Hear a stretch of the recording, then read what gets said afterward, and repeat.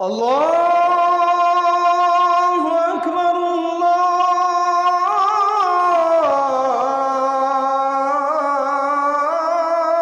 আল্লাহু আকবার। এমন অনেক ছেলে আছে, অনেক ছেলের বরবাদির কারণ সমবয়সী, মানে সমবয়সী বন্ধু ওই তারে শেষ করে দিচ্ছে। পৃথিবীর যেই কোনো নেশাখোর ছেলেকে আপনি খবর নিবেন, সে একাকী নেশা শুরু করে না, অসৎ বন্ধু তারে এই মদ জুয়ার আড্ডার মধ্যে নিয়ে গেছে। কোনো না কোনো বন্ধু জুয়ারি নিজে নিজে শুরু করে না, কেউ নিয়ে গেছে। নারীর ফান্দে কোনো না কোনো বন্ধু প্রলোভন দিয়া তারে ফেলাই গেছে। একাকী করে না, কেউ না কেউ সঙ্গী হয়, কেউ না কেউ তাকে টেনে নিয়ে যায়, টেনে নিয়ে যায়। এই জন্য আল্লাহ তাআলা বলছেন, কোনোভাবেই বান্দা শয়তানের পথ অনুসরণ করো না। ওয়ামাইয়াত্তাবি' খুতুওয়াতিশ শাইতান, যে শয়তানের রাস্তা অনুসরণ করবে, ফাইন্নাহু ইয়া'মুরু বিল ফাহশাই ওয়াল মুনকার। মনে রাখবা, আল্লাহ বলছে মনে রাখবা বান্দা, শয়তান প্রত্যেক মানুষকে প্রথমেই অশ্লীলতা, বেহায়াপনা এবং এরপরেই যাবতীয় গুনাহের দিকেই আদেশ করবে।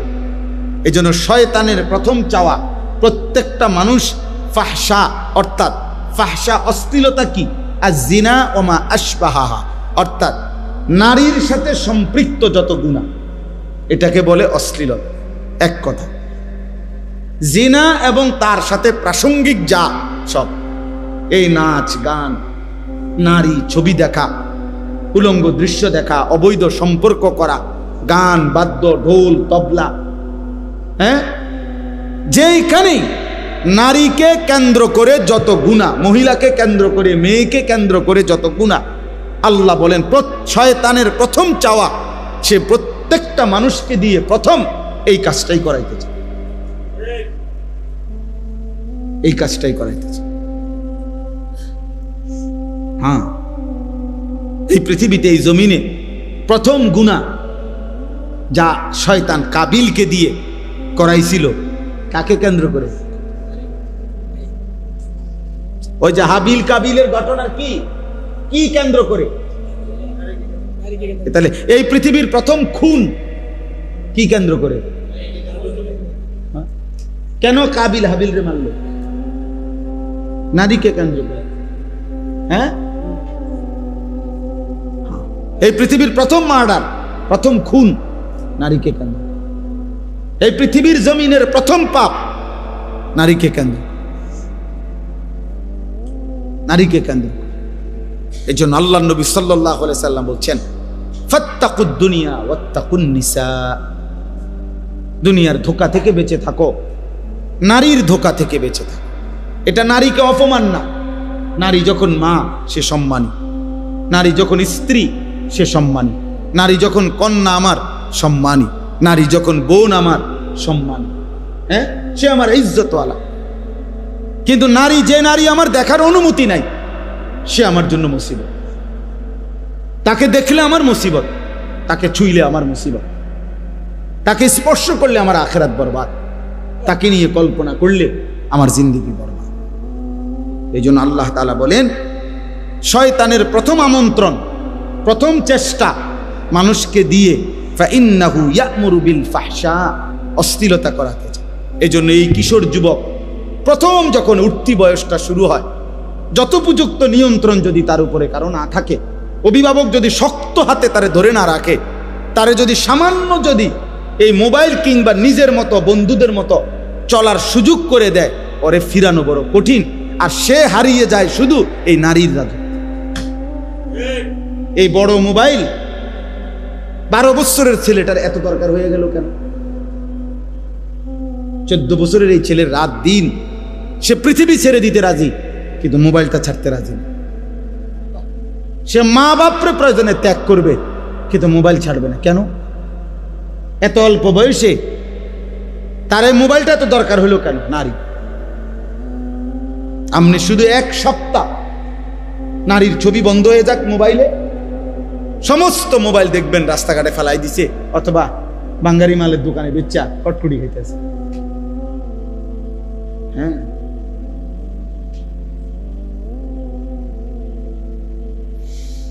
আমরা একবার পত্রিকায় পড়ছিলাম, কক্সবাজারে একবার একটা অত্যন্ত বীভৎস ভয়ানক নারী ধর্ষণের একটা ঘটনা ঘটছিল। তখন এই প্রশাসনিকভাবে অল্প সময়ের জন্য নারী পুরুষকে আলাদাভাবে কক্সবাজারের এই ঘোরাফেরাটা নিষিদ্ধ করছিল আর কি, মানে একটা বিধি নিষেধ দিছিল। মনে বেশ একদিন বা 2 দিনও চলে নাই, এরপর এটা প্রত্যাহার করে নিছে। কারণ সবার লাল বাতি জ্বলে গেছে। বুঝেন নাই? নারী নাই তো কক্সবাজার জমবে না। কথা বুঝেন নাই কথাটা? নারী নাই তো বিনোদন কেন্দ্র জমবে না, নারী নাই তো পার্ক রেস্তোরাঁ জমবে না। এজন্য আল্লাহ নবী সাল্লাল্লাহু আলাইহি ওয়াসাল্লাম বলছেন, ইন্নাল মারআতা তুকবিলু ফি সূরাতি শাইতান ওয়া তুদবিরু ফি সূরাতি শাইতান। বেগানা নারী সামনে যখন আসে শয়তানের আকৃতিতে, যখন সরে যায় তখনও শয়তানের আকৃতিতে। দর্শনীয় করে পুরুষের দিকে দেখা। এই জন্য এখানে স্পষ্ট আল্লাহ বললেন, ফাইন্নাহু ইয়া'মুরু বিল ফাহশা। প্রিয় যুবক, একদিন তুমি পস্তাইবা যে জিনিসের জন্য, যে নারীর আগ্রহে তুমি জীবন, যৌবন, শরীর, স্বাস্থ্য সব নষ্ট করে দিছ। একদিন দেখবা এটা এমনিই মিলে যাইত। 25-30 বছর বয়স হইলে অভিভাবক এমনিতেই বিবাহ শাদী করাইয়াই দেয়, অথবা বিবাহ হয়েই যায়, কন্যার বিয়েও হয়ে যায়, ছেলের বিয়েও হয়ে যায়। এই পৃথিবীতে এই পর্যন্ত মানুষের এই ধারা তো বিবাহের মাধ্যমেই আসছে। তাহলে এই কোটি কোটি মানুষ সেই আদম হাওয়া থেকে যে সম্পর্ক হয়েই আসতেছে, সেটার জন্য নিজের থেকে কুত্তার মতো হয়ে যাওয়া কি দরকার? নিজের চরিত্র নষ্ট করার কি দরকার? আমি এই জন্য সব সময় বলি, যে চাহিদা আল্লাহ দিছে সেটা পূরণের বৈধ ব্যবস্থাও আল্লাহ রাখছে। ক্ষুধা যিনি দিছেন, হালাল খাবার তিনি রাখে নাই। তৃষ্ণা যিনি দিছেন, হালাল পানি তিনি রাখে নাই। তো তিনি যৌন চাহিদা যিনি দিয়েছেন, হালাল স্ত্রী তিনি সৃষ্টি করেছেন। অপেক্ষা করো, অপেক্ষা করো। এই জন্য একজন ছেলেই বুঝো, নিজে সবর করো, আখলাকের হেফাজত করো, গুনাহের রাস্তা থেকে ফিরো, মোবাইলের আসক্তি থেকে নিজেকে বাঁচাও। সবাই একসাথে বদলাবে না, তুমি বদলাও। হিম্মত করো, পারবা ইনশাআল্লাহ। হিম্মত করো। বুজুর্গানে দিন একটা পরীক্ষিত আমল বলছে যে দেখার কষ্টের চাইতে না দেখার কষ্ট সহজ। এটা পরীক্ষা করে দেয়। অর্থাৎ তুমি যদি কোনো ভিন নারী না দেখো, মাথা নোয়ায় রাখো, তাহলে হয়তো না দেখার একটু সময় ছাত করে কষ্ট লাগবে যে দেখলাম না, কিন্তু এরপরে আর মনে পড়বে না, কারণ আমি তো দেখিই নাই, কি মনে পড়বে? কিন্তু দেখলে মনে পড়ে লম্বা সময়। এরপরে মনের মধ্যে অনেক কিছুই আসা যাওয়া করে, সেগুলো তো গুনাহ। দেখলাম একবার, এটাও গুনাহ। এরপরে যত কিছু এই নারীকে নিয়ে ভাবলাম, এটা গুনাহ না? তাহলে গুনাহ এবার বাড়তেই থাকলো, বাড়তেই থাকলো। কিন্তু মাথা নোয়াইয়া ফেললে, না দেখলে, হিম্মত করলে, হয়তো এখন একটু কষ্ট হইল, কিন্তু এরপরে তো আর গুনাহ বাড়বে না, কারণ আমি তো দেখিই নাই। গুনাহ বাড়বে কেমন? আল্লাহ আমাদেরকে তৌফিক দান করেন, আল্লাহ আমাকেই তৌফিক দান করেন। আল্লাহ তাআলা বলেন, এই জন্য শয়তানের প্রথম আমন্ত্রণ অশ্লীলতা, নারীকে কেন্দ্র করে, ওয়াল মুনকার, এবং যাবতীয় গুনাহের দিকে আদেশ করে। ওয়ালাউলা ফাদলুল্লাহি আলাইকুম ওয়া রাহমাতুহু মা যাকা মিনকুম মিন আহাদিন আবাদা। আল্লাহ তাআলা বলে, তাহলে বান্দা শুনো, আল্লাহর দয়া, আল্লাহর রহমত যদি কারো উপরে না হয়, কেউই নিজেই নিজেকে পবিত্র করতে পারবে না। কার দয়া লাগবে? কার রহমত লাগবে? তো তুমি আল্লাহর নাফরমানি করলে আল্লাহর রহমত কেমনে আসবে? তুমি আল্লাহকে একটা সেজদাও না দিলে আল্লাহর দয়া কিভাবে হবে? হ্যাঁ, কিভাবে হবে বলে? বলে তো ভাত খাও, ভাত তো আমি আগেই কইছি, আমি বারবার এটা বলতেছি, কিন্তু দুনিয়া চলবে। দুনিয়া যেহেতু আল্লাহ তাআলা কাফের, মুশরিক, বেঈমান, ইহুদি, খ্রিস্টান, হিন্দু, বৌদ্ধ, নাস্তিক, মুরতাদ, মানে যে আল্লাহকেই স্বীকার করেন, আল্লাহ তারে খাওয়াই কিনা, তো আমারে খাওয়াইতে অসুবিধা, আমি তো আল্লাহরে স্বীকার করি। আমাদের যত ছেলে বা আমরা যে যাই গুনাহ করি, তো এত আল্লাহকে তো অস্বীকার করে না, বুঝেন নাই আমার কথাটা? তো ডাইরেক্ট আল্লাহকে অস্বীকার করে, দেয়ার ইজ নো গড, ঈশ্বর বলতে কিছু নাই, এরকম অসংখ্য লক্ষ লক্ষ নাস্তিক আছে।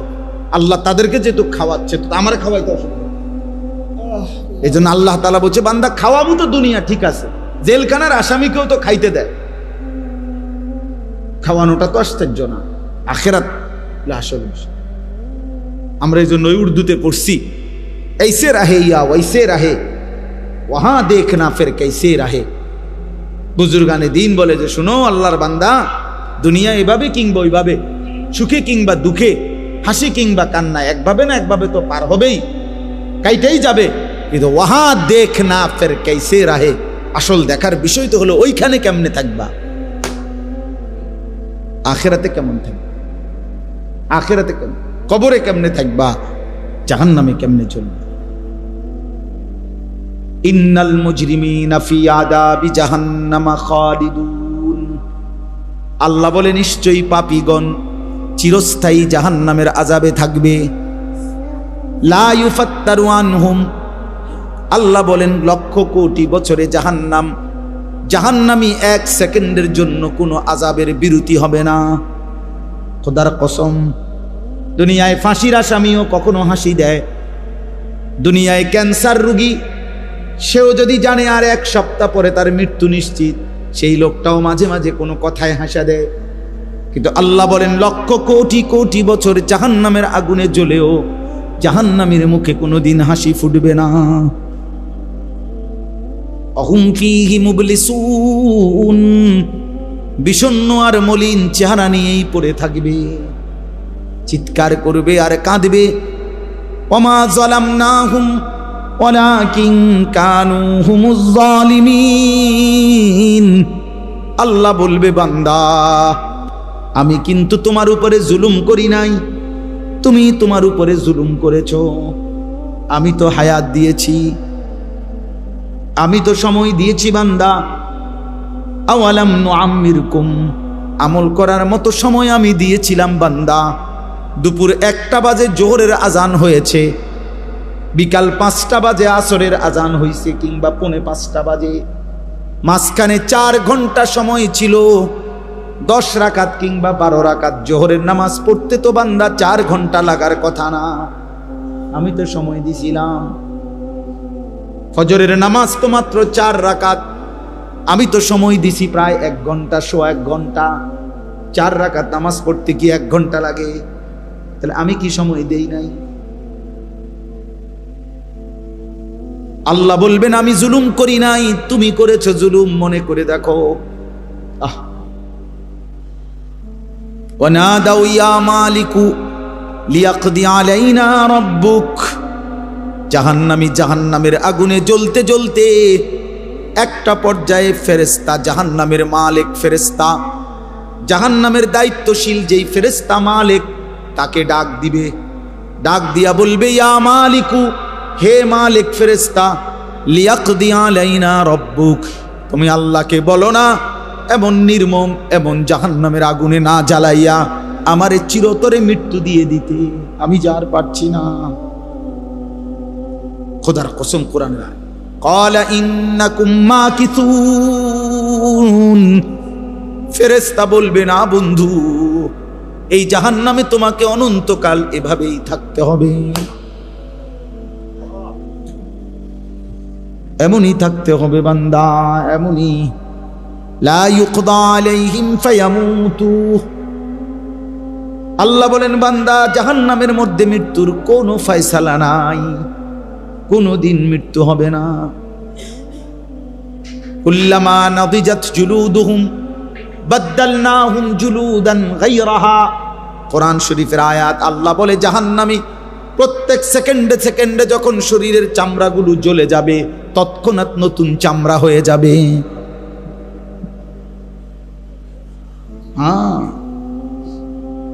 সেকেন্ড সেকেন্ড নতুন করে হয়ে যায়। আল্লাহ আমাদেরকে মাফ করে দেন, আল্লাহ আমাদেরকে বুঝতেন। ওয়ালাউলা ফাদলুল্লাহি আলাইকুম ওয়া রাহমাতুহু মা যাকা মিনকুম মিন আহাদিন আবাদা। আল্লাহ রাব্বুল আলামিন বলেন, আমি দয়া না করলে বান্দা নিজে নিজে ভালো হইতে পারবা না, ভালো হইতে পারবা না। বাংলা বই ভালো করে না, অঙ্ক বই না, ইংরেজি বই না উপার্জন শিখায়, কিন্তু আখলাক চরিত্র কোরআন এবং সুন্নাহর মাধ্যমে তৈরি হয়।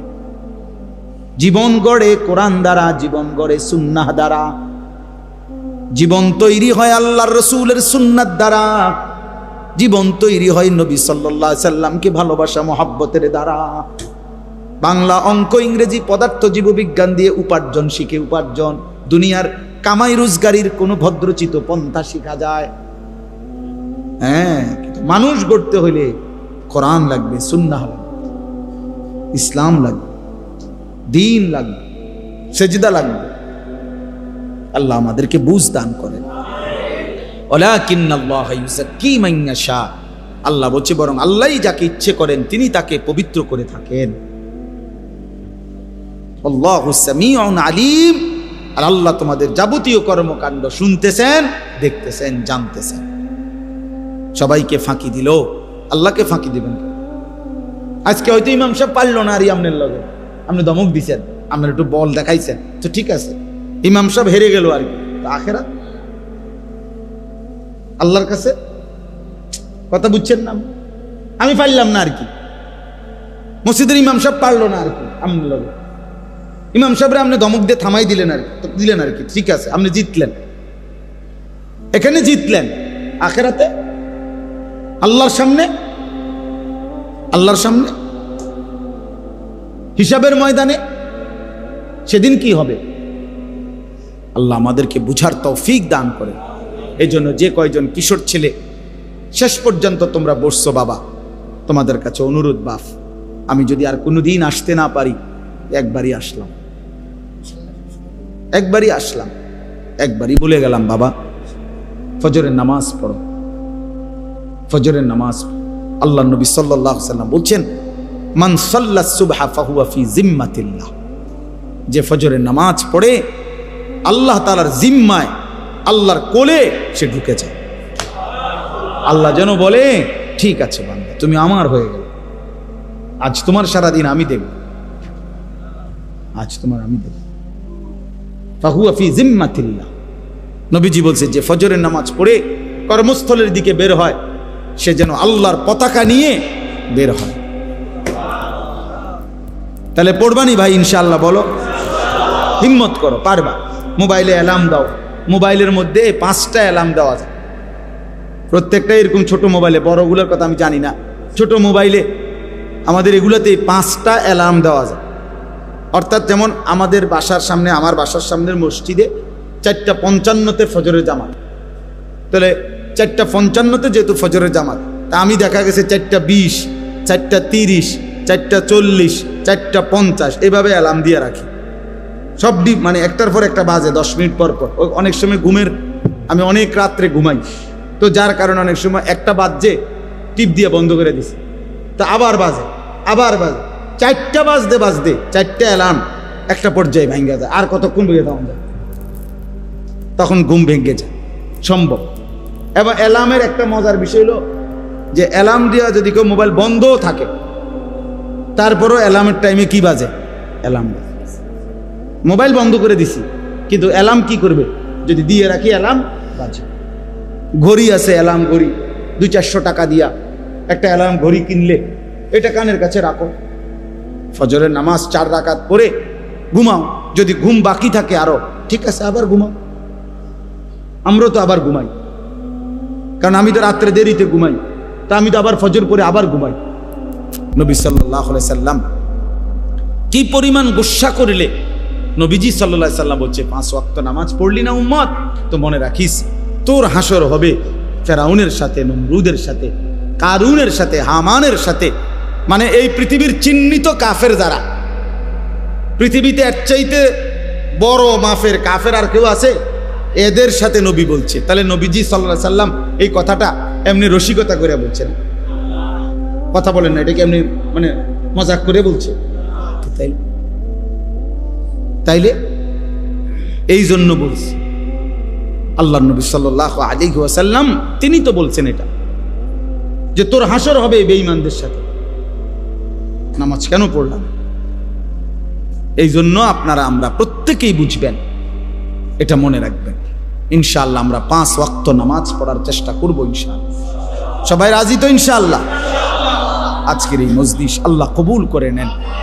প্রিয় নওজওয়ান, নষ্ট হইও না বাপ, তোমার কথা কেউ মনে রাখবে না, বন্ধুরাও তোমারে ভুলে যাবে, এই পৃথিবী তোমারে ভুলে যাবে। এই পৃথিবী থামে না। এই উত্তরা মাইলস্টোন স্কুল অ্যান্ড কলেজে যেদিন এতটা ভয়ানক অ্যাক্সিডেন্ট হলো, এই অবুঝ বাচ্চাগুলো মারা গেল, সেদিন কি ঘন্টা, মিনিট, সেকেন্ড থেমে গেছিল? পৃথিবীর গতি থেমে গেছিল? কোনো একটা মিনিট থামছিল? একটা মিনিট? স্বার্থপর এই দুনিয়া থামে না। রাস্তার কোনো অ্যাক্সিডেন্টে গাড়ি বন্ধ হয়ে যায়, পাশে দিয়া হর্ন দিয়া কোনো না কোনো ভাবে পুলিশ ডাইকা হইলো কি করে যায়, চলে যায়। কেউ এই যে লোকটা লাশ হয়ে গেছে, গাড়িটার মধ্যে 3টা মানুষ মারা গেছে, আরে মরলে মরুক, আমার সময় নাই, আমি যাইবা। স্বার্থপর কেউ রে মনে রাখেন। তোমার পাওটা ভাঙ্গা দেখো, তুমি অ্যাক্সিডেন্টে মোটরসাইকেলে, তুমি যে জঙ্গলির মতো মোটরসাইকেল চালাও, তোমার পাওটা ভাঙলে বন্ধু নামের এই দুষ্টরা কেউ কিন্তু তারা নিজের পাও ভাঙবে না, শুধু দেখে যাইয়ে বলবে আচ্ছা বন্ধু ভালো থাকিস, আবার কথা হবে, খালাস। এরপরে অ্যাক্সিডেন্টের যাবতীয় খরচ বাবার কাঁধে না বন্ধুদের কাঁধে? তো বন্ধু নামের যে শয়তান তোমারে এত জোরে মোটর চালাইতে উৎসাহিত করছে, ওই শয়তান এখন আসে না কেন? তাইলে কেউ না, স্বার্থপর দুনিয়া, স্বার্থপর। আল্লাহ আমাদেরকে হেফাজত করেন। আজকের এই মাহফিল আল্লাহ কবুল করেন। যাদের ফিকিরে, যাদের ইন্তজামে, যাদের সাহায্যে সহযোগিতা হয়েছে, আল্লাহ যেন আগামী দিনেও এমন সুন্দর মজলিস করবার তৌফিক দান করেন। কিন্তু মূল কথা হলো ভাইয়া, আলাদা আলাদা শোনো। আলাদা আলাদা শোনো মানে হলো তুমি শুধু তোমার জন্য শোনো। তুমি মনে করো যে আমাকেই বলতেছে, তাইলে জীবনে বরকত হবে। একটা কথা শুনলাম তো কিছুই বুঝলাম না, আমি আমার মতোই, তাইলে তো ভাইয়া এটা কোনো ফায়দা হলো না। প্রতি মিনিট, প্রতি ঘন্টা আমারও যায়, শ্রোতাদেরও যায়। তাহলে যেই ঘন্টা যায়, যেই নিঃশ্বাস যায়, আরবিতে বলে এটা আর কখনো লা ইয়াউদু আবাদান, সেই নিঃশ্বাস আর কখনোই ফিরে আসে না। তার মানে প্রতি সেকেন্ড, প্রতি মুহূর্ত এই পৃথিবীতে আর কারো জন্যই ফিরে আসে না।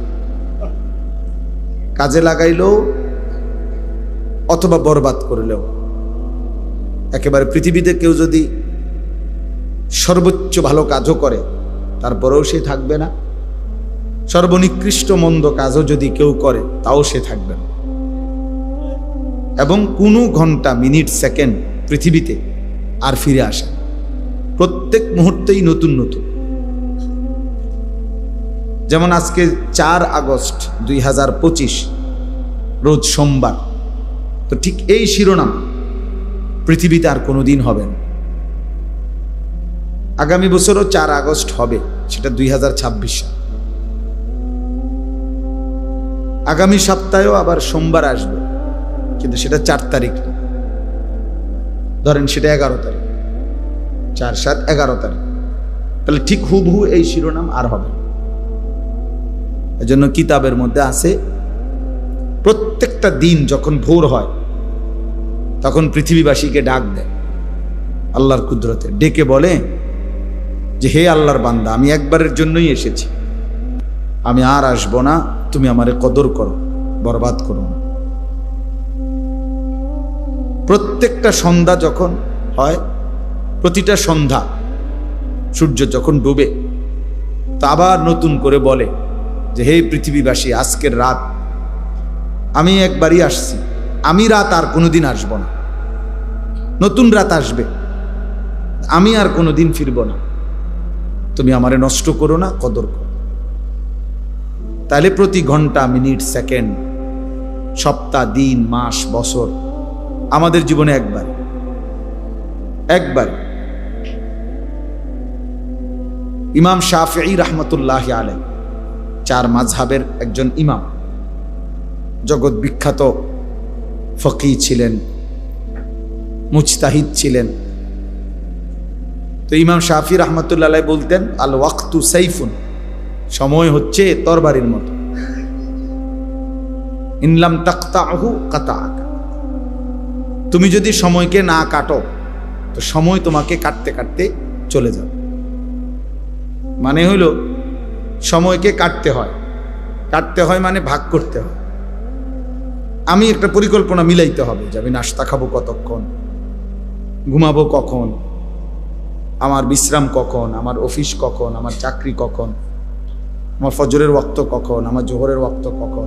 এই যে ভাগ করে করে ঘুমাইলাম তো ঘুমাইলাম, আর ওঠে না, বসে রইলাম তো বসেই রইলাম, আর শোয় না। এটা তো কোনো জিন্দিগি না। রাতের 3টা বাজে গেছে, তুমি ঘুমাও না, আবার সকাল 10টা বাজে গেছে, তুমি উঠোও না। এটা তো একটা অপদার্থ জীবন, এটা তো একটা অপদার্থ ব্যক্তির জীবন, পাগল ছাগলের জীবন, যে যার জীবনের কোনো লক্ষ্য উদ্দেশ্য নেই, যার জীবনের কোনো হিসাব কিতাব। বরং তিনি বলেন যে বুদ্ধিমান সময়কে কাটে, ভাগ করে আর কি।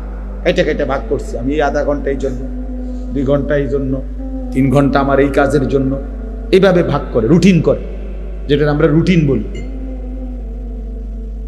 তো তিনি বলেন যদি তুমি সেই সময়কে ভাগ না করো তো সময় তোমাকে কাটতে কাটতে, যেই অবস্থাতেই তুমি থাকো, হাসো কিংবা কাঁদো, সুখে কিংবা দুঃখে, মূল্যায়ন করো আর অবমূল্যায়ন করো, সময় তোমাকে কাটতে কাটতে তোমার উপর দিয়ে চলে যাও।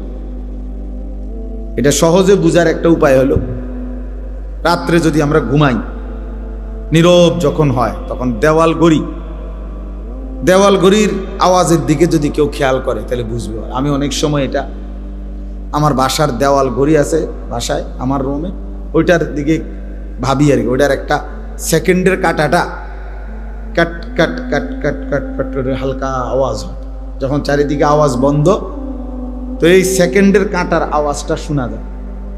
তা আমি মনে মনে ভাবি যে এই যেন সেকেন্ড আমাকে কাটতে কাটতে কাটতে কাটতে আমার উপর দিয়ে চলে যাচ্ছে। তাহলে আমরা কিন্তু প্রত্যেকেই এমন, আমাদের জীবনে এমন। তাহলে এই একটা কথা। 2 নম্বর কথা হলো আমাদের যে জীবনটা, হায়াত, এটাই কিন্তু সময়। যেটা সময় এটাই হায়াত, যেটা হায়াত জীবন এটাই সময়। প্রত্যেকের জীবন, প্রত্যেকের সময়, প্রত্যেকের সময়ই জীবন। অর্থাৎ যেমন আমার বয়স এখন 44 বছর, আমার হায়াত তো মানে কি, এই পরিমাণ ঘন্টা মিনিট সেকেন্ডের সমষ্টি, এরই তো নাম 44 বছর। 24 ঘন্টায় একটা দিন গেছে, তো এমনি এমনি গুনতে গুনতে 44 বছর হয়েছে। বুঝেন নাই কথাটা? 1 সপ্তাহে একটা সপ্তাহ গেছে, তো এমনি এমনি গুনতে গুনতে 44 বছর হয়েছে। 12 মাসের একটা বছর গেছে, তো এইটা গুনতে গুনতে তো কি হয়েছে, 44 বছর হয়েছে। এটাই তো হিসাব। তাহলে আমার জীবন মানে তো আমার এই সময়ের সমষ্টি, সময়ের হিসাব, এটাই আমার জীবন, এটাই আমার হায়াত। তাহলে ঘন্টা যায়, আমার হায়াত যায়। মিনিট যায়, মূলত কি যায়, আমার হায়াত যায়। একটা সপ্তাহ পার হইলো মানে কি পার হইলো, আমার হায়াত পার হইলো। একটা বছর পার হইলো মানে আমার হায়াত পার। এজন্য সময়টাই জীবন, জীবনটাই সময়, সময়টা। এজন্য কোনো মানুষ গুরুত্ব দেখ আর অবহেলা করুক, সময় নামের এই জীবনটা, হায়াতটা, এটা গলতেই থাকে, চাইতেই থাকে। এজন্য আমরা কিতাবে পড়ছি, বুজুর্গানে দিন বলছে, ওই আগের দিনে বাজারে বরফের বড় বড় চাকা বিক্রি করত, বরফের চাকা আর কি। এখন কমে গেছে, আগে ছিল এটা বেশি। তো বরফের চাকা যে বিক্রেতা বিক্রি করে, এটা তার একটা পুঁজি। মনে করেন সেইটা একটা চাকা, 10টা চাকা বরফের চাক কিনে আনছে বেচতুবিল্লা বাজারে মানুষের জন্য। তো এটাই তার পুঁজি, এখানে 300 টাকা সে পুঁজি খাটাইছে।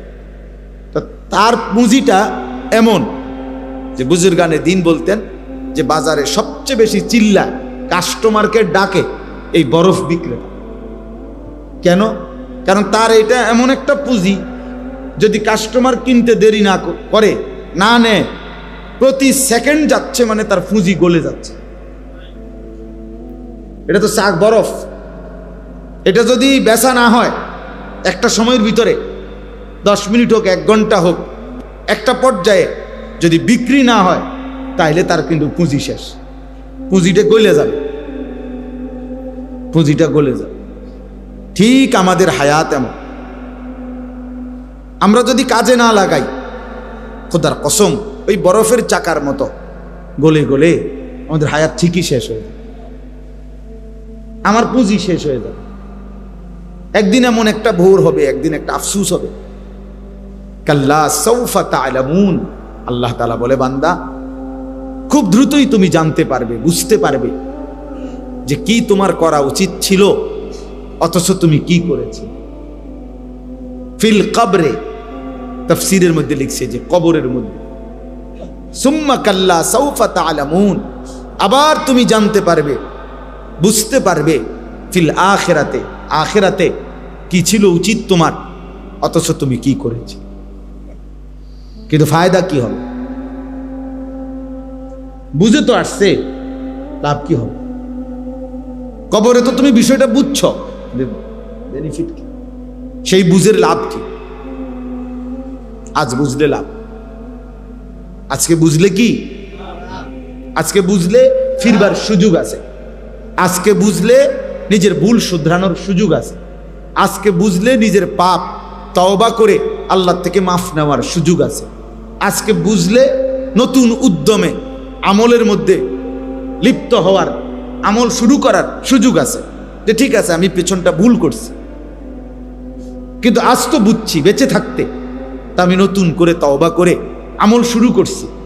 ইল্লা মান তাবা ওয়া আমানা ওয়া আমিলা সালিহান, আল্লাহ বলছে যে তওবা করলো, আমারে বিশ্বাস করলো, নতুন করে আমল শুরু করলো, আমি আল্লাহ ওয়াদা দিলাম তার পিছনের সব গুনাহ আমি আল্লাহ তাআলা মুছে তো দেবই, ওই গুনার পৃষ্ঠাগুলোতে নেকি লিখে দেব। ফাউলাইকা ইউবাদদিলুল্লাহু সাইয়্যাতিহিম হাসানাত, কোরআন শরীফের আয়াত।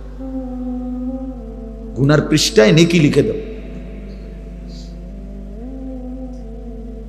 এই জন্য নওজোয়ান এটা বুঝতে শেখো, বাবা আপনিও বুঝতে শেখো।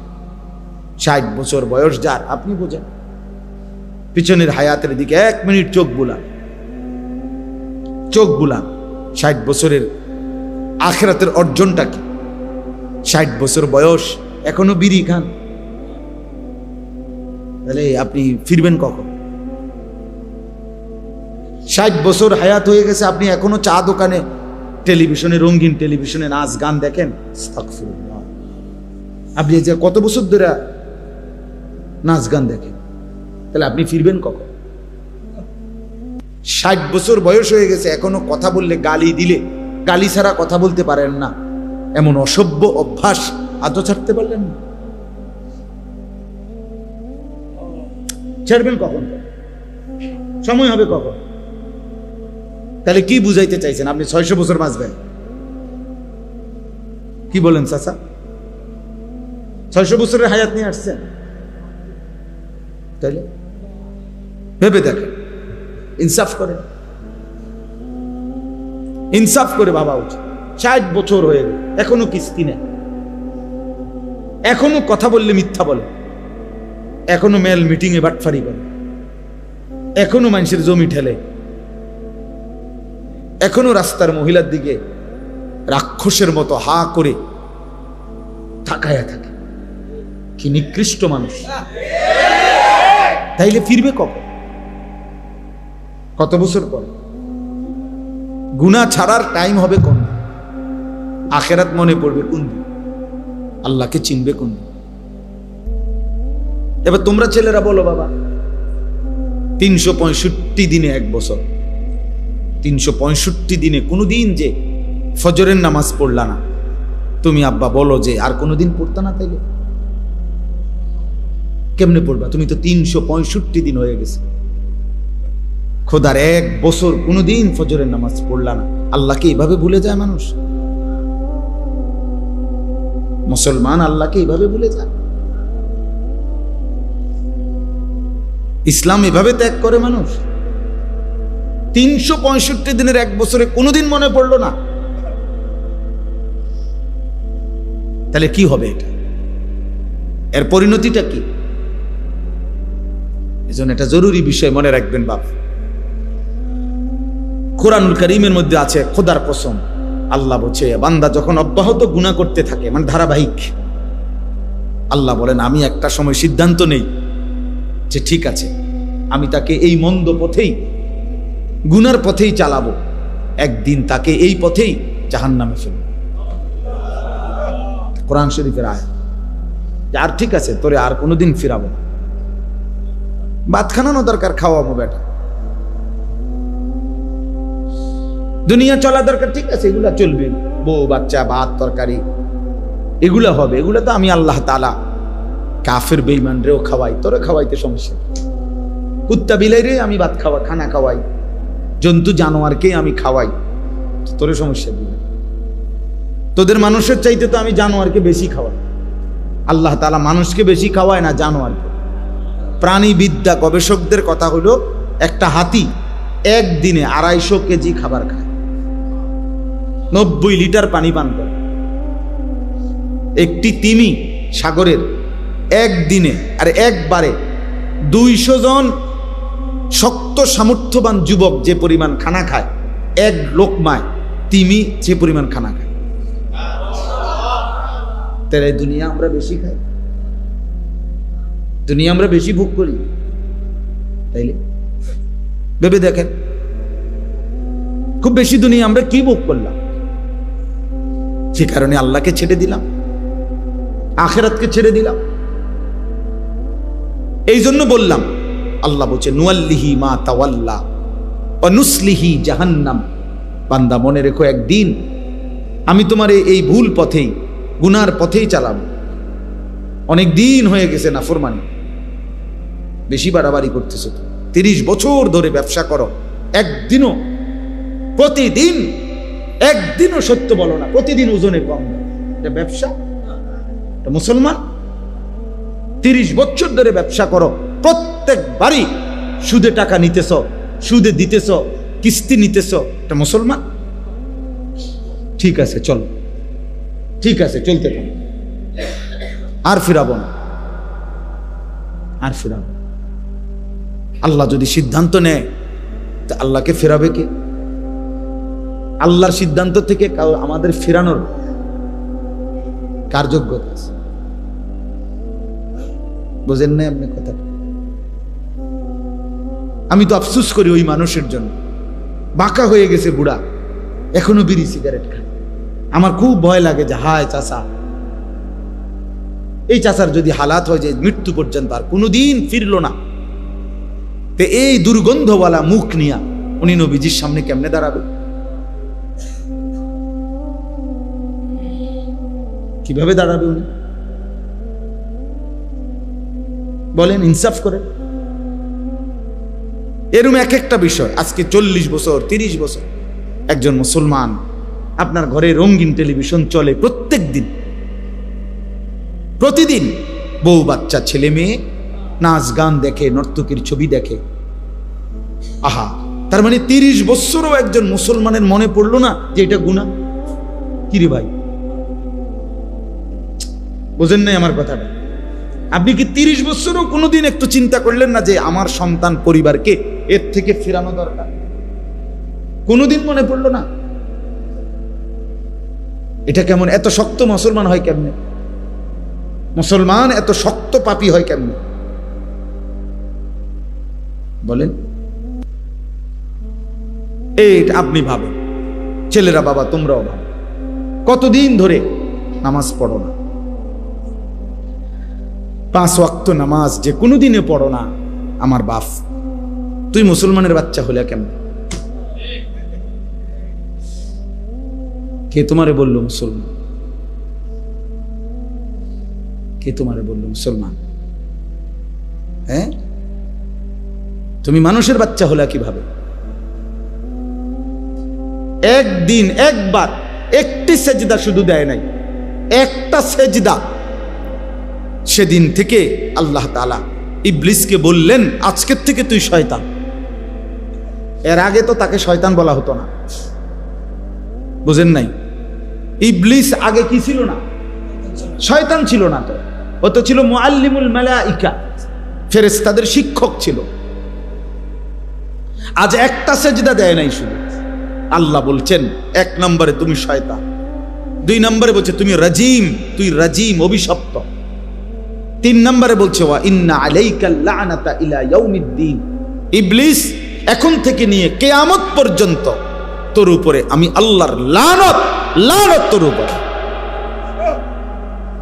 এজন্য বেনামাজি তোর উপরে আল্লাহর লানত। বেটা তোদের যাদের কপালে সেজদা নাই ওই কপালে আল্লাহর লানত। বেটা খোদার লানত পড়ে তোদের। ভাত খাও, আরে বললাম না ভাত তো জানোয়ারও খাও। পেশাব পায়খানা করো, পেশাব পায়খানা তো জানোয়ারও করো। ঘুম যাও, ঘুম তো জানোয়ারও যা।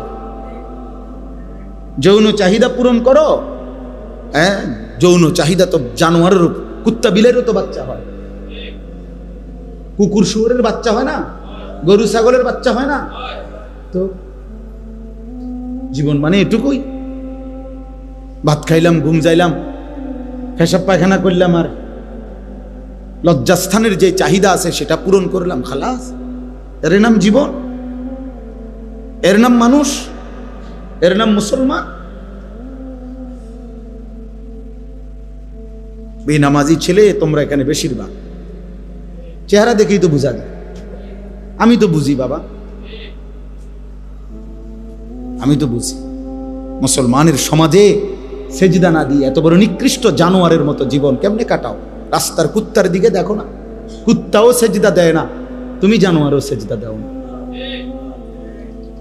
এই জন্য আমি প্রায় পরামর্শ দেই যে তোমরা যারা সেলফি তুলতে মজা পাও, বেনামাজি তোমরা কুত্তার লগে সেলফি উঠাইবা, তাইলে তোমাদেরকে মানাইবে ভালো। কারণ ওই জানোয়ারও সেজদা দেয় না, তুমি জানোয়ারও সেজদা দাও না। যেন ওর সাথে ছবি উঠাইবা, উঠাইয়া পোস্ট দিবা, তাইলে চমৎকার দেখাবে, মানাবে ভালো। তাবাকান না'লু বিন না'ল, আরবিতে বলে জুতার সাথে জুতা মিলছে। জুতার সাথে জুতা কি হয়েছে? এই জন্য জানোয়ারের সাথে জানোয়ার মিলছে। ঠিক হওয়ার দরকার নেই আমার, আমি ঠিকের জন্য অপেক্ষা। মস্কারি করো না, ঠিক বলারও দরকার। তুমি শোনো আলাদা, আমি প্রথমে এই জন্য বলছি আলাদা। একজন শোনো, তুমি বদলাও, ও না বদলা, ও না বল। আমরা একসাথে প্রাইমারি স্কুলে অনেক ছেলে পেলে আমরাও খেলছি একসাথে, তো সবাই মাদ্রাসায় পড়ে না, তাই বলে আমি ছাড়ি না। কথা বোঝেন না? আমাদের সমবয়সী অনেকে বিদেশ গেছে, আমাদের সমবয়সী অনেকে অনেক কাজ করতেছে আলহামদুলিল্লাহ। তাহলে আমার কথা হলো আমি বন্ধুদের সাথে ভাইসা যাইতে হবে, সমবয়সীদের সাথে ভেসে যাইতে হবে, এটা ঠিক না বাবা। তুমি কমপক্ষে, আমি আলাদা আলাদা ভাবে ভাবা দরকার, ভাবা দরকার। এই জন্য আমরা বললাম যে একজন মুসলমান, আমি যে কথাটা বলছি এটা সবচেয়ে বড় ভয়ের কথা হলো, আল্লাহ বলছে আমার কোন বান্দা যখন ধারাবাহিক নাফরমানি করে, আমি আল্লাহ একটা সময় সিদ্ধান্ত নেই পরে আর ফিরাবো না। ওয়ালা তাকুনু কাল্লাযীনা নাসুল্লাহ ফাআনসাহুম আনফুসাহুম উলাইকা হুমুল ফাসিকুন। রব্বুল আলামিন বলে, মুমিন হে ঈমানদার, আমি আল্লাহকে এই পরিমাণ ভুলে যেও না। যদি আমারে বেশি দিন ভুলে যাও, আমি আল্লাহ একদিন তোমার নিজেকেই তোমার থেকে ভুলিয়ে দেব, তোমার আত্মপরিচয় তোমাকে ভুলিয়ে দেব, তুমি যে মুসলমান এ কথা ভুলায় দেব, তোমার যে কবর আছে এটা তোমাকে আমি ভুলিয়ে দেব, তোমার যে আখিরাত হবে এটা তোমাকে আমি ভুলিয়ে দেব, তোমার যে হাসরের বিচারের ময়দান হবে এটাই তোমার থেকে আমি ভুলিয়ে দেব। আর কোনো দিন মনে পড়বে না, মনে পড়বে শুধু জীবন মানে খাও, ঘুমাও, ফুর্তি করো, নাচো, গাও, জীবন শুধু লাইফ, দুনিয়ায় ভোগ করো। কোরআনুল কারীমে আছে, আল্লাহ বলেন কাফের বেঈমানদের কথা, এটা মা হিয়া ইল্লা হায়াতুনাদ দুনিয়া। আল্লাহ বলে সমস্ত কাফের বেঈমানের কথা হলো জীবন মানে শুধুই দুনিয়া। জীবন মানে নামুতু ওয়া নাহইয়া, কেউ মরবে কেউ বাঁচবে। হ্যাঁ, কেউ মরবে কেউ বাঁচবে, খালাস।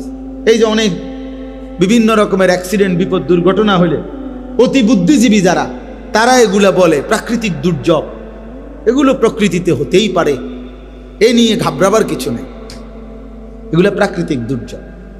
এরম হবে ঘূর্ণিঝড়, জলোচ্ছ্বাস, টর্নেডো, সাইক্লোন, মহামারী, বন্যা, দুর্ভিক্ষ, মহামারী হতেই পারে, এগুলো প্রাকৃতিক দুর্যোগ।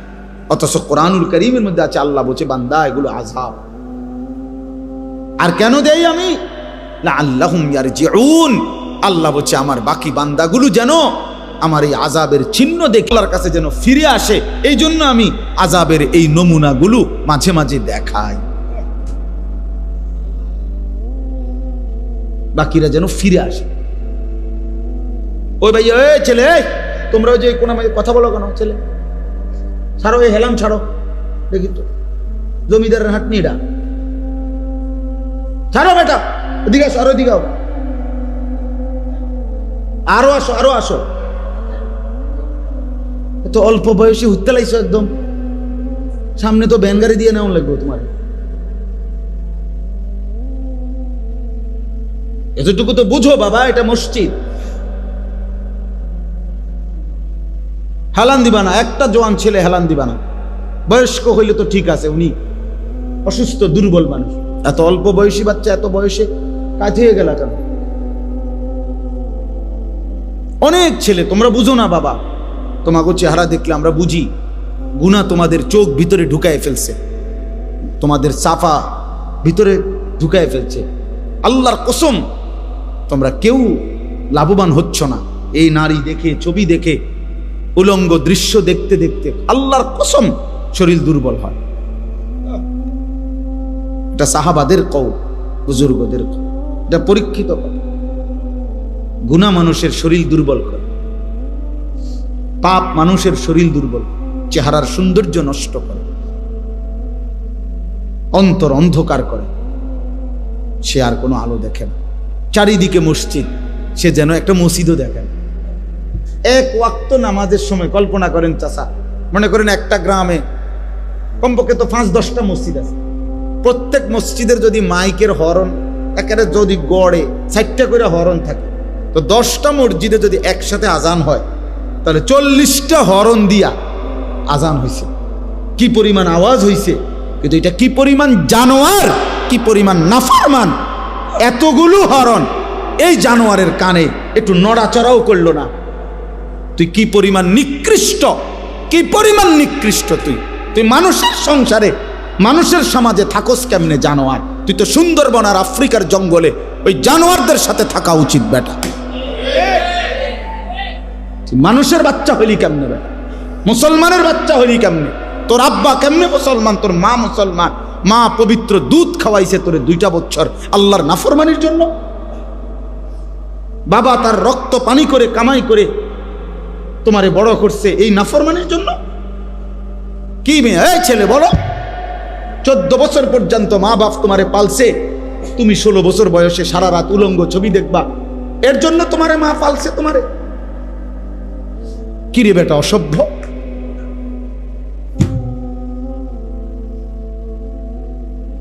তোমা করে বুঝিয়া মা বাবা এই কষ্ট করে রক্ত পানি করে বড় করছে এ দিন রাত মোবাইল টিপবার জন্য।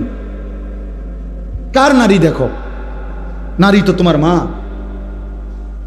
নারী তো তোমার বোন, নারী তো তোমার খালা, নারী তো তোমার দাদি।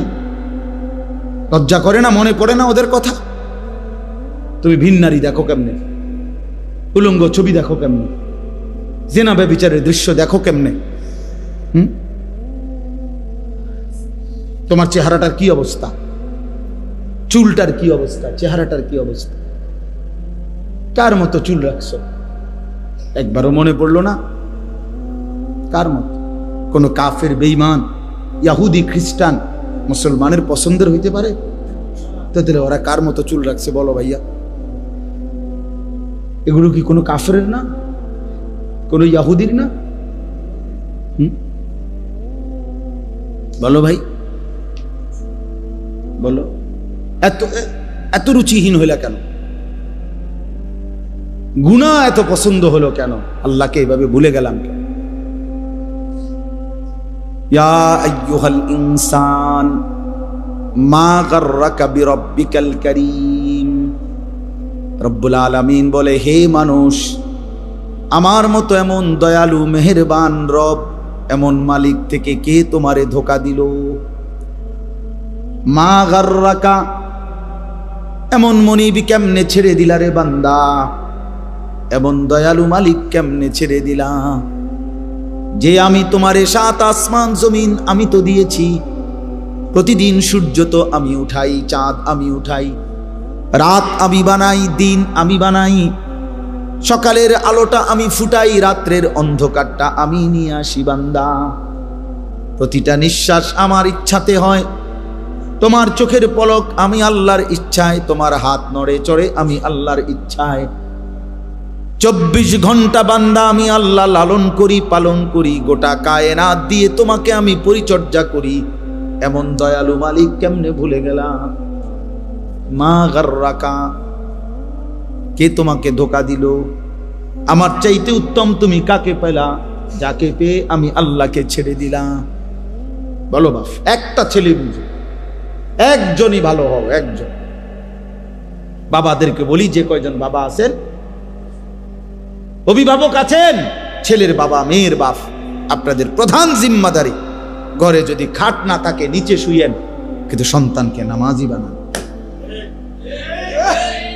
ঘরে যদি সোফা না থাকে তো ফ্রিতে বসেন, কিন্তু স্ত্রী সন্তানকে নামাজ শেখান। এটা মুসলমানের জিম্মাদারি। আজ আমরা মুসলমান হয়েও এটা ভুলে গেছি। বাবা মনে করে আমার উপার্জন সারা দিন রাতের মেহনতের, দেশে থাকি আর বিদেশে থাকি, মাকসাদ একটাই, ঘর করা, বিল্ডিং করা, সোফা বানানো, খাট বানানো, ফার্নিচার বানানো। এগুলো বানাইতে পারলে উনি সার্থক, উনি তৃপ্ত। এবার ছেলেও নামাজ পড়ে না, মেয়েও পর্দা করে না, স্ত্রীও পর্দা করে না, ঘরে টেলিভিশন চলে, নাচ গান নর্তকীর ছবি চলতেছে, রোমে রোমে প্রত্যেক সন্তানের হাতে একটা একটা মোবাইল, সারা রাত উলঙ্গ ছবি দেখতেছে, রোমে রোমে জিনা ব্যভিচারের দৃশ্য, মেন রোমের মধ্যেও টেলিভিশন চলতেছে, স্ত্রী বাজারে বাজারে মার্কেটে ঘুরে, মেয়ে পরের ছেলের সাথে অবৈধ সম্পর্ক, ছেলে সারা দিন টুঁটো করে ঘুরে, 5 ওয়াক্ত নামাজের একটা সেজদাও দেয় না। এই সমস্ত জানোয়ারের জন্যই এই ঘর সংসার করলেন, এই বাড়ি কার লেগে বানাইলেন? এই হাইওয়ানদের জন্য, এই যারা 1 ওয়াক্ত নামাজ পড়ে না, এই অসভ্যদের জন্য এই ঘর বানাইলে আপনার আখিরাত কি হবে বলেন চাচা? আমার রক্ত পানি করা এই টাকা দিয়ে আমি বুঝি এই হাইওয়ান, এগুলো 1 ওয়াক্ত কেউ নামাজ পড়বে না, আমি তাদের জন্য ঘর করে গেলাম? বলে 18 বছর বিদেশ করে, 32 বছর বিদেশ করে, কি পরিমাণ ঘাম ঝরা এক একটা টাকার জন্য। প্রবাসী কি পরিমাণ রৌদ্রে, টাটকা রৌদ্রে যারা ডিউটি করে, 14 ঘন্টা ডিউটি, 12 ঘন্টার কমে কোনো ডিউটি নাই সৌদি আরবে। তো আমি প্রতি বছরই হজ ওমরায় গেলে দেখি প্রবাসীদের রোমে রোমে যাই মিয়া, আহা কাঁদে যে প্রবাসীরা, যে হুজুর কষ্টের কথা জীবনেও বলতে পারি না বাড়িতে। এইবারও হজ্জের সময় এক ছেলে, ও বলতেছে আমি হুজুর 18 বছর আজকে বিদেশ, হুজুর আমার জীবনের কিচ্ছু নাই, কয় এই 18 বছরে জীবনে পরিবারের কেউরে খুশি করতে পারি নাই, মারেও না, বাপেরেও না, জিরেও না, বউরেও না, কেউ রে না। আমি বললাম কেন রে ভাই? কয় হুজুর যেখানে 5000 টাকা দেই, হেরামো কয় তে একটা বিদেশ করে, তে তো ইচ্ছা করলে 10,000 টাকা দিতে তো, জেনে 10,000 টাকা দেই, তারা মন্তব্য করে তে তো বিদেশ করে আজ এত বছর, তে তো 20,000 টাকা দিতে তো। কয় হুজুর কোনোদিন কেউ রে খুশি করতে পারলাম না, দিয়েই গেলাম সব, কিন্তু খুশি হয় না কেউ। প্রত্যেকেই মনে করে আরো দেওয়া দরকার ছিল, আমি আরো দেওয়া দরকার ছিল, আমি কি খাই না না খাই, কয় এটার দরকার নেই। তাহলে অতৃপ্ত, তাহলে বেচারা 18 বছর পরেও যদি সংসারে সবাই অতৃপ্তই থাকে তো সুখ মিলবে কোন দিন? বলেন, ইনসাফ করেন। তাহলে এত কিছুর বিনিময়ে এই আপনারা যারা এমনি তো সংসার একের যে যেটাই করেন, বাজার, ব্যবসা, দোকানদারি, কৃষি, প্রত্যেকের তো ঘাম ঝরে বাপ। তাহলে প্রতিটা টাকা তো ঘাম ঝরানো টাকা। সেই ঘাম ঝরানো কষ্টের টাকার বিনিময়ে আমার সন্তান বুঝি সারা দিন রাত মোবাইল চালাবে আর নারী দেখবে, উলঙ্গ ছবি দেখবে, এর জন্যই আমার এই ঘাম। এটা বুঝি ইনসাফ হলো? হ্যাঁ,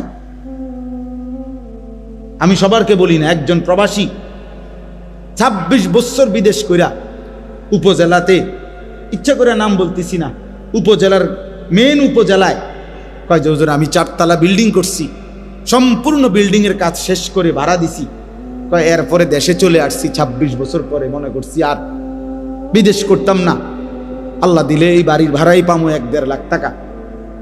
পরে উনি বলতেছে হুজুর আইসা যখন উপজেলার মার্কেটে বাজারে আসছি, মানসে আমারে আমার বেডির নামে মানে আমার বউয়ের নামে আমারে চেনে, পুরা বাজার জেন দিয়ে হাঁটি মানসে কয় তাই যাম। আমি সবাইকে বলতেছি না, মানে উনি বলছে আমারে, উনা সবাই সব বন্ধ হয়ে গেলে পৃথিবী চলতো না, ঠিকই না বলেন না কেন? কিন্তু বলার উদ্দেশ্য হইল ওই বেচারা আমারে জড়ায় ধরে কানছে, সিএনজির থেকে নাইমা আমারে দেখা, আমি দাঁড়াই আছিলাম বাজারের মানে ওই উপজেলার একটা বাজারে, জড়ায় ধরে কাইন্দা আমার এই কথাটা বলছে, হুজুর আমি শেষে মানে লজ্জায় যে, অর্থাৎ আমার মহিলা আমার স্ত্রী এই পরিমাণ বাজারে ঘুরছে যে প্রত্যেকটা রিক্সাওয়ালাও আমার বেডিরে চিনে। আজ আমারে কয় ওই তাইর জামাই অমুক মহিলার নাম ধরে বলে, বিনীত লজ্জায় আমি এই নিজ গড়া বাড়ি ছেড়ে আমি গ্রামের বাড়িতে চলে গেছি, তা করে লইয়া বলছি না এই শহরে থাকতাম না, যে শহরের মানুষ আমার স্ত্রীকে দিয়ে আমারে চেনে। কথার কথা, তাহলে ভাইয়া বলো। এক বাবা বলছে আমারে যে আমি হুজুর 7 বছর বিদেশ করে দামি বিল্ডিং এর 4 তলার ফ্ল্যাটে বউ বাচ্চারে ভাড়া রাখি, তা করে প্রতিটা মাসে তাদের জন্য সব টাকা দেয়। 3 বার ফোন দিছি বাড়িতে, বিবিও ধরে না। 3 বার ছেলের মোবাইলে ফোন দিছি, ছেলে কয় যে আব্বু আমি গেমস খেলতেছি পরে ফোন দেবো, কাজে এরপরে আবার অপেক্ষা করে আবার দিছি 3 বারের পরেও আমার ছেলে কয় বললাম না তোমাকে গেমস খেলতেছি পরে ফোন দেবো, বললাম না আব্বু, বারবার ফোন দিচ্ছ কেন? আল্লাহর কসম মক্কা শরীফে বলছে লোকটা আমার। পরে কয় হুজুর আমি কেউরে না বইলা এরপরে বিদেশ থেকে বাড়িতে আসছি, আইসা কয় আমার ফুতেরে এই 4 তলা বিল্ডিং থেকে লাইট ঠাইয়া পাও দি লাইট ঠাইতে নিচে নামাইছি, বেডিরও বলছি বউরে আও সবগুলার গ্রামের বাড়িতে রাখা বুঝি এনে থাক, শহরে থাকার লাগবে। আমার রক্ত পানি করা টাকা বিনিময়ে তোমার গেমস খেলা আর আমার সাথে কথা বলার কি নাই? না, জন্মদাতা বাপ, এই জীবনের অর্জন একজনই বুঝে। আপনার সন্তানকে দিন শিখানো আমার দায়িত্ব।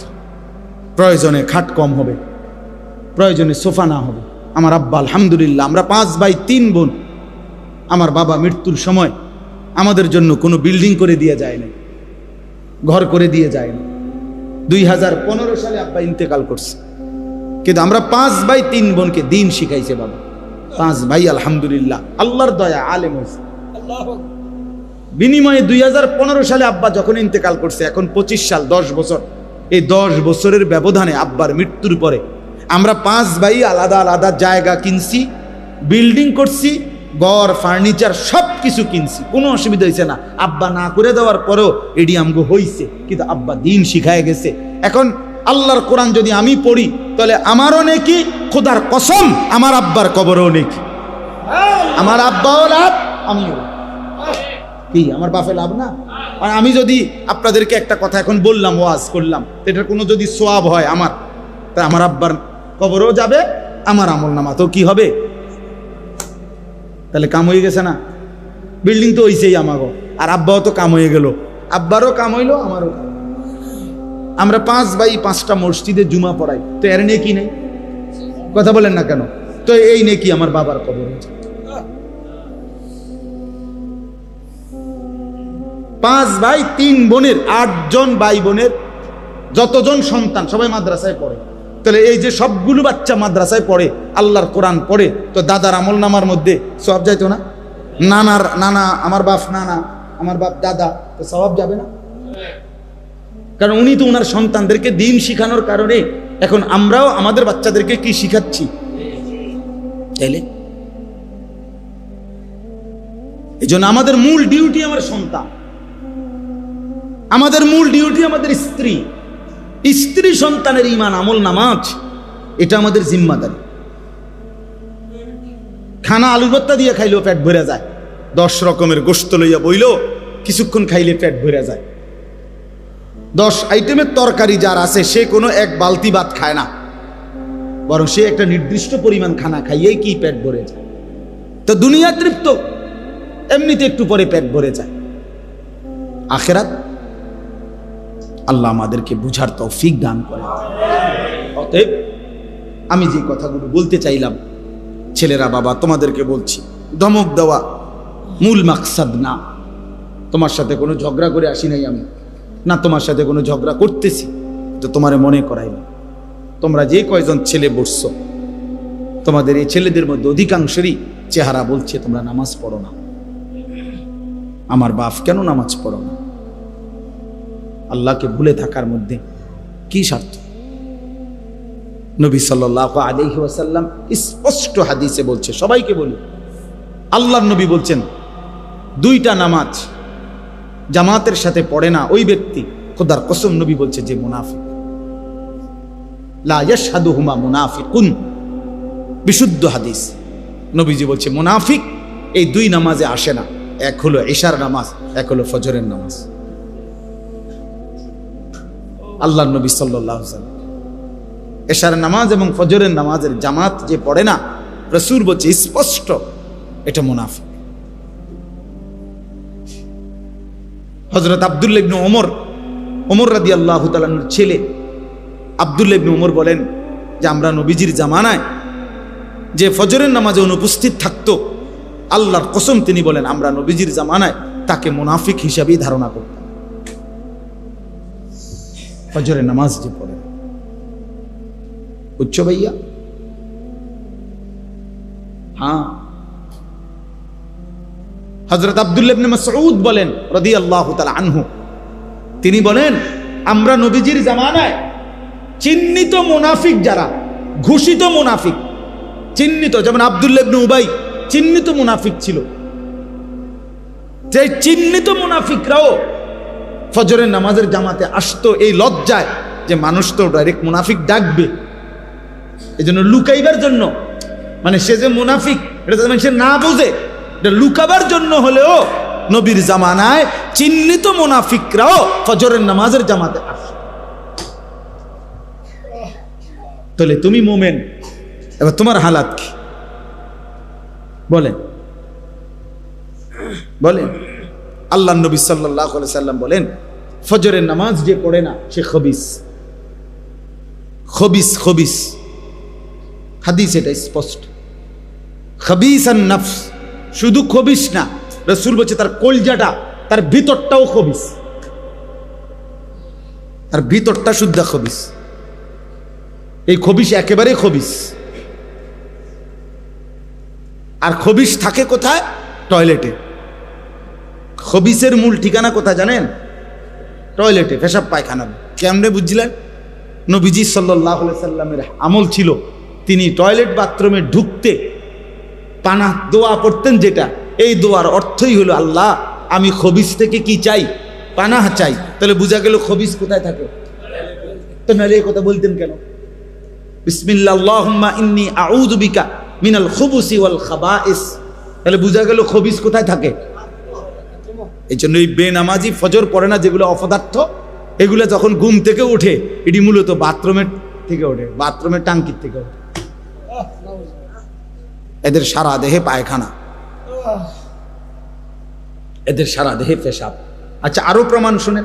আল্লাহ নবী সাল্লাল্লাহু আলাইহি সাল্লাম বলেন যে ফজরের নামাজ পড়ে নাই, ঘুমায়েছিল, আল্লাহ রাসূল সাল্লাল্লাহু আলাইহি ওয়াসাল্লাম বলেন যাকা রাজুলুন বালাশ শাইতানু ফি উযুনাইহি। নবীজি বলেন এটা এমন লোক যার 2 কানে শয়তান পেশাব করে দিয়েছে। শয়তান তার 2 কানে মুইতা দিছে।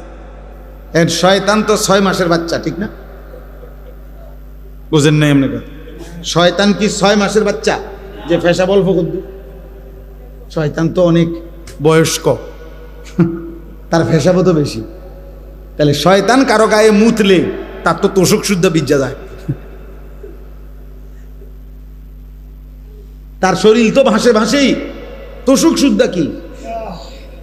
ছি ছি ছি ছি ছি বেটা, লজ্জা থাকা উচিত বেটা, হায়া থাকা উচিত। এই জন্য আল্লাহ রাসূল সাল্লাল্লাহু আলাইহি সাল্লাম বলছে, যারা লজ্জা নাই সে যা ইচ্ছা তাই করে, যা তোকে ছেড়ে দিলাম।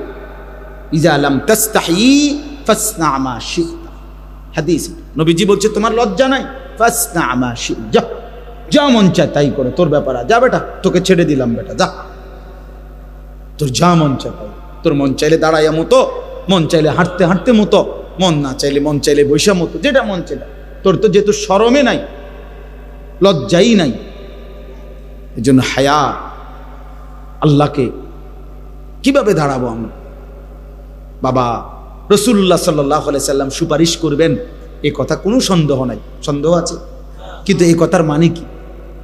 এই কথার মানে এই যে নবী কি এই কথাই তো বুঝাইছেন নাকি যে মৃত্যু পর্যন্ত তুমি গুনাহ করতে থাকো, গুনার উপরেই তুমি আইসো কবরে, আমি তোমার সুপারিশ করে জান্নাত দেব, এটাই তো অর্থ না? কথা বলেন না কেন? এটাই তো তিনি বুঝাইতে চাইছেন। তাইলে তিনি চোখের পানি ফেললেন কেন? কাঁদলেন কেন? তায়েফে পাথর আঘাত হলের কারণ তিনি এই আমলের কথা বললেন কেন? 23 বছরে আল্লাহর বিধান তালে বললেন কেন? এটি কিছুই তো বলার দরকার ছিল না। তোমরা যে যাই করো করো, করতে থাকো, হাসরে আমার সামনে আইসো, আমি জান্নাত দিয়ে দেব, এটাই সুপারিশ? তাইলে ইসলাম কি?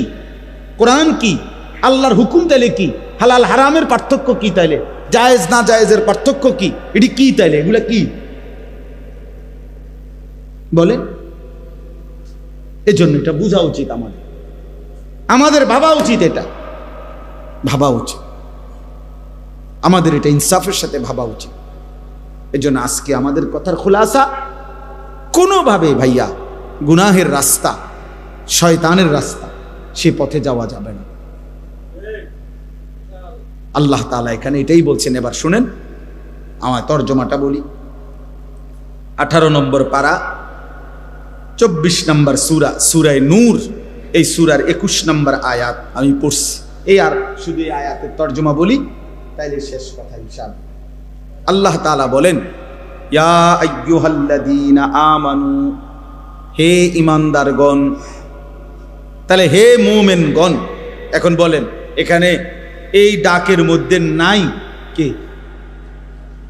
বুঝেন না কথা? হে ঈমানদারগণ এ কথা বলে আল্লাহ ডাক দিয়েছেন। এখন এই ডাকের মধ্যে আমি নাই, এমন আছে কেউ? আমরা এনে বুঝেন নাই কথাটা? এখানে ডাকে নাই আল্লাহ, এমন আছেনি কেউ যে না হুজুর ঠিক আছে ডাক দিছে, কিন্তু এটা আমারে না, অন্য কেউ? আমরা সকলেই আছি। আমাদের ঘরের বিবিরাও আছে, আমাদের মায়েরাও আছে, আমাদের বোনেরাও আছে, আমাদের সমস্ত মুসলিম পরিচয়ধারী পুরুষ এবং নারী সকলেই অন্তর্ভুক্ত কিনা? ইয়া আইয়ুহাল্লাযীনা আমানু, হে ঈমানদারগণ। লা তাত্তাবিউ খুতুওয়াতিশ শাইতান। আলহামদুলিল্লাহি রাব্বিল আলামিন। আল্লাহুম্মা আনতাস সালাম ওয়া মিনকাস সালাম। তাবারাকতা ইয়া যাল জালালি ওয়াল ইকরাম। ইয়া আরহামার রাহিমিন, ইয়া আরহামার রাহিমিন, ইয়া আরহামার রাহিমিন। ربنا ظلمنا أنفسنا وإن لم تغفر لنا وترحمنا لنكونن من الخاسرين ربنا آتنا في الدنيا حسنة وفي الآخرة حسنة وقنا عذاب النار رب ارحمهما كما ربياني صغيرا ربنا هب لنا من أزواجنا وذرياتنا قرة أعين وجعلنا للمتقين إماما مولاي كريم رب العالمين আমরা গুনাহগার গোলাম, গভীর রজনীতে আপনার ঘর মসজিদে আল্লাহ আপনার দুয়ারে ভিখারি হয়ে আপনার শাহী দরবারে দুইখানা হাত উঠাইলাম। আপনি মাফ করে দেন, আপনি মাফ করে দেন, আপনি মাফ করে দেন, আপনি মাফ করে দেন। আযাব দিলে আপনার কোনো লাভ নাই, মাফ করে দিলে আপনার কোনো ক্ষতি নাই, মাফ করে দিলে আপনার ভান্ডারে কমবে না, মাফ না পেলে আমাদের উপায় থাকবে না। জাহান্নামের আযাবে জ্বলা সম্ভব হবে না, কবরের আযাব সইতে পারবো না। মাওলা মাফ করে দেন, মাফ করে দেন। আল্লাহ আমাকেই মাফ করে দেন, আমার এই বাবা ভাইদেরকে মাফ করে দেন, কিশোর নওজোয়ান ছেলেগুলোকে মাফ করে দেন। ওরা বোঝে নাই মাওলা, ওরা বোঝে নাই মাওলা। ভুল তো করে ফেলেছে, আপনি মাফ করে দেন। নামাজ তো ছেড়ে দিয়েছে অনেক দিন, আপনি মাফ করে দেন। ফিরে আসবার তৌফিক দেন। আল্লাহ আপনি তো দিলের মালিক, আপনি তো দিলের মালিক। আপনি ছেলেগুলোকে নামাজি বানিয়ে দেন। আপনি চাইলেই এরা সেজদা দিবে মাওলা, আপনি চাইলেই এদের জিন্দেগি বদলে যাবে মাওলা। ইয়া মুকাল্লিবাল কুলুব সাব্বিত কুলুবাহুম আলা দীনিক। আল্লাহ আপনি চেয়েছেন বলেই তো ওমর বদলে গেছে, আপনি চেয়েছেন বলেই তো হাজারো সাহাবী বদলে গেছে মাওলা। আল্লাহ এদের মা তো মুসলমান, বাবা তো মুসলমান, এদেরকেও পুরা দিনদার হিসাবে কবুল করে নেন। আল্লাহ একটা ছেলেকে বঞ্চিত করবেন না মাওলা। আল্লাহ এই কিশোর নওজোয়ান ছেলেগুলো ভালোবেসেই এসেছে মাওলা, আপনার ঘরেই বসেছে মাওলা, আপনার কথাই শুনেছে মাওলা। আল্লাহ আপনি একটা একটা ছেলেকে বদলে দেন, বদলে দেন মাওলা, বদলে দেন মাওলা। আমি ভিক্ষা চাইলাম মাওলা, আমি ভিক্ষা চাইলাম মাওলা। আল্লাহ সেজদাওয়ালা কপাল বানিয়ে দেন, কাঁদনেওয়ালা চোখ বানিয়ে দেন, জিকিরওয়ালা জবান বানিয়ে দেন, মোহব্বতওয়ালা দিল বানিয়ে দেন, সুন্নতওয়ালা জীবন বানিয়ে দেন। আল্লাহ কাউকে বঞ্চিত কইরেন না, সুপারিশ থেকে বঞ্চিত কইরেন না, হাউজে কাউসার থেকে বঞ্চিত কইরেন না, নবী পাকের সুপারিশ থেকে বঞ্চিত কইরেন না মাওলা। আল্লাহ আপনি দয়া করেন, আপনি দয়া করেন, আপনি দয়া করেন। আমার বাবা চাচা যারা মুরব্বী, আরো বেশি নেক আমলের তৌফিক দান করেন। মা বোনদেরকে পর্দা পুশিদা দান করেন। মা ফাতেমা রাবেয়া বসরিয়ার মতো বানিয়ে দেন। উলামায়ে কেরামকে আল্লাহ তাআলা ঈমান আমল দান করেন। আল্লাহ হায়াতে তয়্যিবা আফিয়া দান করেন। মসজিদের ইমাম সাহেবকে হায়াতে তয়্যিবা দান করেন। মুয়াজ্জিন খাদেমদেরকে কবুল করে নেন। কমিটির প্রতিটা সদস্যকে আল্লাহ আপনি কবুল করে নেন। মুসল্লি বাবা চাচা ভাইদেরকে কবুল করে নেন। সমস্ত কবরবাসীদেরকে মাফ করে দেন, মাফ করে দেন। সমস্ত কবরবাসীদেরকে মাফ করে দেন। কিয়ামত পর্যন্ত কবরের আযাব মাফ করে দেন। কবরগুলোকে জান্নাতের টুকরা বানিয়ে দেন। আল্লাহ আজকের এই ইসলাহি মজলিসখানা আপনি কবুল করে নেন। আগামী দিনেও সকলে মিলে মিশে এমন আয়োজন করার তৌফিক দান করেন। আল্লাহ আয় আল্লাহ অনেকেই দোয়া চেয়েছে, অনেকভাবেই দোয়া চেয়েছে। প্রত্যেকের নেক মাকসাদ আপনি পূরণ করে দেন। অসুস্থ বিমারি যারা শিফা করে দেন, পেরেশানি অভাবে যারা আপনি আসান করে দেন, ঋণ মুক্ত করে দেন। প্রবাসে বিদেশের জমিনে যারা সহি সালামতে নিরাপদে রাইখেন মাওলা, নিরাপদে রাইখেন মাওলা, ঈমান আমলের সাথে রাইখেন মাওলা। আল্লাহ আল্লাহ আমাদের সবাইকে কবুল করেন। ফজরের নামাজ জামাতে পড়ার তৌফিক দান করেন। 5 ওয়াক্ত নামাজ জামাতে পড়ার তৌফিক দান করেন। আল্লাহ নবী সাল্লাল্লাহু আলাইহি সাল্লামের ভালোবাসা মোহাব্বত আমাদেরকে দান করেন। সুন্নাতের প্রতি ভালোবাসা আমাদেরকে দান করেন। আল্লাহ জিকিরওয়ালা জিন্দেগি বানিয়ে দেন, ফিকিরওয়ালা জীবন বানিয়ে দেন। আল্লাহ আল্লাহ আপনি কবুল করেন। আমার দেশকে নিরাপদ করে দেন।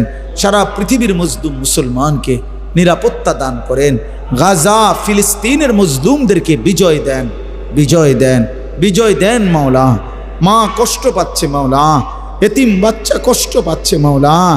একটা রুটির জন্য মাওলা ঘন্টার পর ঘন্টা, মাইলের পর মাইল দৌড়াচ্ছে মাওলা।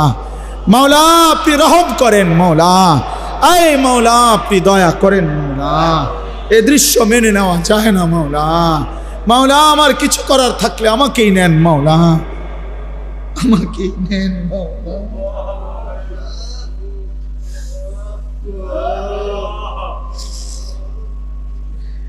এই কারীম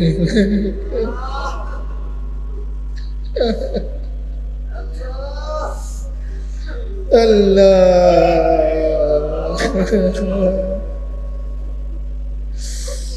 12 কিলোমিটার মাওলা পায়ে হেঁটে যে বাচ্চা একটা রুটির জন্য গেল, সে লাশ হয়ে ফিরে আসলো মাওলা। আল্লাহ আল্লাহ আল্লাহ, এক টুকরা রুটির অভাবে 3 সন্তান মারা যাচ্ছে মাওলা। আল্লাহ আপনি গাজার বিজয় দেন, ফিলিস্তিনের বিজয় দেন, ইসরায়েলকে ধ্বংস করে দেন, নেতানিয়াহুকে ধ্বংস করে দেন, এই জালেমদেরকে ধ্বংস করে দেন, এই জালেমদেরকে ধ্বংস করে দেন। আয় মাওলা আপনার বন্ধুর উম্মত মাওলা,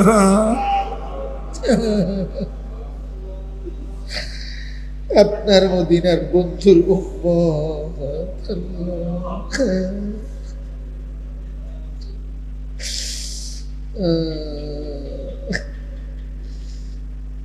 আল্লাহ, এই ছেলেগুলোকে নামাজি বানায় দিয়েন মাওলা, এদের চুল সুন্দর করে দেন, এদের চেহারা সুন্দর, এদের দাড়ি সুন্দর করে দেন, এদের আখলাক সুন্দর করে দেন, আগামী দিনে ইমাম মাহাদির সৈনিক হওয়ার তৌফিক দেন, দাজ্জালের বিরুদ্ধে লড়বার হিম্মত দান করেন।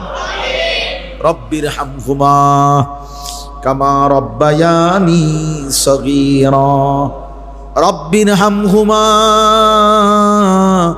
কামা রব্বায়ানি সগীরা। সাল্লাল্লাহু তাআলা আলা খাইর খালকিহি মুহাম্মাদিন ওয়া আলিহি ওয়া আসহাবিহি আজমাইন। সুবহানা রাব্বিকা রাব্বিল ইজ্জাতি আম্মা ইয়াসিফুন ওয়া সালামুন আলাল মুরসালিন ওয়ালহামদুলিল্লাহি রাব্বিল আলামিন।